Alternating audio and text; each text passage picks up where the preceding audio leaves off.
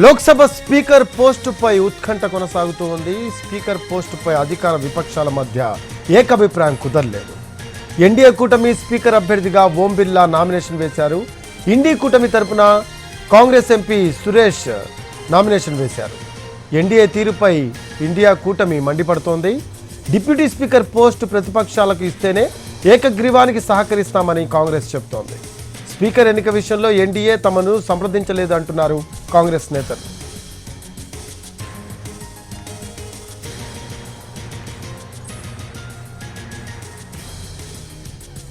దీనికి సంబంధించిన latest updates అందించడానికి మా కరెస్పాండెంట్ రాజు లైవ్లో అందుబాటులో ఉన్నారు. రాజు, లోక్సభ స్పీకర్ పోస్టుపై ఇంకా ఉత్కంఠ కొనసాగుతూనే ఉన్నట్టు తెలుస్తోంది. ఏకాభిప్రాయం అయితే కుదరలేదని సమాచారం. దీనికి సంబంధించి లేటెస్ట్ అప్డేట్స్ ఏంటి రాజు? ఎస్ రఫీ, వాస్తవానికి 18వ లోక్సభ స్పీకర్ ఎన్నిక అనేది ఉత్కంఠకు ఖచ్చితంగా తావిస్తుందని చెప్పుకోవచ్చు. ఎందుకంటే ఎప్పుడు కూడా అంటే ఈ విధంగా లోక్సభలో స్పీకర్ పదవి కోసం పోటీ పడ్డటువంటి సందర్భాలు కనిపించలేదు. కానీ ఈ 18వ లోక్సభలో మాత్రం దీనికి సంబంధించినటువంటి సందర్భం స్పష్టంగా కనిపిస్తుంది. ఎందుకంటే అధికార పార్టీ ఎప్పుడైనా సరే ప్రతిపక్ష పార్టీలతో సంప్రదింపులు జరపడం, లేదంటే లోక్సభలో స్పీకర్ పదవి అధికార పార్టీ తీసుకుంటే డిప్యూటీ స్పీకర్ పదవి ప్రతిపక్షాలకు ఇవ్వడం అనేది కామన్గా కనిపిస్తున్నటువంటి పరిస్థితులు కనిపించాయి. కానీ ఈసారి అలా లేదు. ఏ విధంగానైతే బీజేపీ అంటే ముందుగా తమ అలయన్స్ పార్టీలతో ప్రత్యేకంగా ఒక సమావేశం నిర్వహించారు. బీజేపీ తమ వద్ద లోక్సభ స్పీకర్ పోస్ట్ను ఉంచుకోవాలనుకుంటుందనే విషయం మీద స్పష్టతనిచ్చారు. దానికి అనుగుణంగానే ఇతర అలయన్స్ పార్టీలు అంటే ఎన్డీఏలో ఉన్నటువంటి ఇతర పార్టీలు సైతం ఒప్పుకున్నాయి.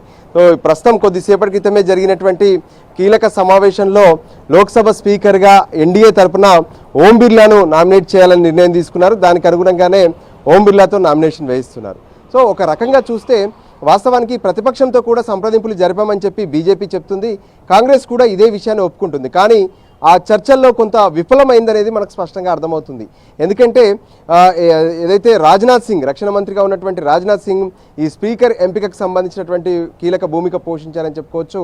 ఏఐసీసీ అధ్యక్షుడు మల్లికార్జున ఖర్గేకు రాజ్నాథ్ సింగ్ నిన్న ఉదయం ఫోన్ చేసి ఏదైతే స్పీకర్కి సంబంధించినటువంటి ప్రక్రియలో మీరు ఖచ్చితంగా ఏదైతే సపోర్ట్ చేయాలని చెప్పి ప్రతిపక్షాలను కోరారు. ఇండియా కూటమి కూడా ఈ విషయంలో సపోర్ట్ చేయాలని చెప్పి ఖర్గేను కోరారు. అయితే ఆ సందర్భంలో ఖర్గే ఒక స్పష్టమైనటువంటి ఆన్సర్ రాజ్నాథ్ సింగ్కి ఇచ్చినట్టుగా తెలుస్తుంది. ఏంటంటే లోక్సభకు సంబంధించినటువంటి స్పీకర్ పోస్టు అధికార పక్షంగా మీరు తీసుకుంటే డిప్యూటీ స్పీకర్కి సంబంధించినటువంటి పోస్టు ఖచ్చితంగా ప్రతిపక్షాలకు ఇవ్వండి అనే విషయాన్ని ఆయన స్పష్టం చేశారు. సో ఆ సందర్భంగా సాయంత్రం మళ్ళీ మీకు తిరిగి ఫోన్ చేస్తామని చెప్పి రాజ్నాథ్ సింగ్ చెప్పినట్టుగా తెలుస్తుంది. కానీ రాజ్నాథ్ సింగ్ ఇప్పటి వరకు మల్లికార్జున ఖర్గేకు ఫోన్ చేయలేదు, ఈ విషయంలో మాట్లాడలేదు. ఇదే విషయాన్ని కొద్దిసేపటి క్రితం రాహుల్ గాంధీ స్పష్టం చేశారు. సో దానికి అనుగుణంగా ఇక వాళ్ళు ఎప్పుడైతే డిప్యూటీ స్పీకర్ ఇవ్వరో ఖచ్చితంగా మేము స్పీకర్ విషయంలో కూడా పోటీ పెడతామని చెప్పి కాంగ్రెస్ స్పష్టం చేసింది. ఏదైతే ప్రోటెన్ స్పీకర్ విషయంలో కొంత రాద్ధాంతం జరిగిందో అంటే 7 సార్లు ఎంపీగా గెలిచినటువంటి అటు భర్తుహరి మెహతాబ్ను ఏ విధంగానైతే ప్రోటెన్ స్పీకర్గా ఎంపిక చేశారో సో ఆ సందర్భంగానే కె సురేష్ తను స్పష్టం చేశారు. తాను 8 సార్లు స్పీకర్ ఏదైతే ఎంపీగా ఎన్నికయ్యానో తాను ప్రోటెన్ స్పీకర్కు అర్హుండని చెప్పారు. సో అతని వాదనను పరిగణలోకి తీసుకోలేనటువంటి ఆందోళన కూడా నిన్న చేసినటువంటి పరిస్థితి కనిపించింది. సో దానికి అనుగుణంగానే ఇప్పుడు అదే కె సురేష్ తను ప్రోటెన్ స్పీకర్ అవకాశం రాకపోయినప్పటికీ కూడా డైరెక్ట్ స్పీకర్కు పోటీ పడుతున్నటువంటి స్పష్టం చేశారు. సో దానికి అనుగుణంగా ఇప్పుడు ఇద్దరి మధ్య ఏకాభిప్రాయం కుదరకపోవడంతో ఇక స్పీకర్ ఎన్నిక అనేది అనివార్యం అనేది కనిపిస్తుంది. ఎందుకంటే లోక్సభలో దీనికి సంబంధించినటువంటి ఓటింగ్ జరిగేలా కూడా కనిపిస్తుంది. రేపు ఓటింగ్ ఉండే అవకాశం కూడా కనిపిస్తుంది. వాస్తవానికి ఇప్పుడున్నటువంటి పరిస్థితుల్లో ఏదైతే అటు ఎన్డీఏకు 293 సీట్లు ఉన్నాయి, మరోపక్క ఇండియా కూటమికి 234 సీట్లు ఉన్నాయి. అయినప్పటికీ కూడా మేము తమతో అంటే బీజేపీ పదే ప్రధాని నరేంద్ర మోడీ సైతం పదే ఒక విషయాన్ని స్పష్టం చేస్తున్నారు. అందరూ కలిసి రావాలి, కలిసికట్టుగా ఈ ప్రభుత్వాన్ని నడిపిద్దాం, ప్రతిపక్షాలు సైతం సహకరించాలని చెప్పారు. కానీ ఎక్కడ ఉన్నటువంటి ఆనవాయితీలను కావచ్చు లేదంటే ఇక్కడ ఉన్నటువంటి పరిస్థితులు ఏవైతే ఉన్నాయో వాటికి ప్రభుత్వం తిలోదకాలిస్తుంది. అందుకోసమే తాము ఏ విధంగానైతే లోక్సభ స్పీకర్కు పోటీ పడుతున్నామని చెప్పి ఇండియా కూటమికి సంబంధించినటువంటి సభ్యులు స్పష్టం చేస్తున్నారు. దానికి అనుగుణంగానే ప్రతిపక్షం నుంచి కూడా కె సురేష్ తను నామినేషన్ దాఖలు చేస్తున్నట్టుగా తెలుస్తుంది.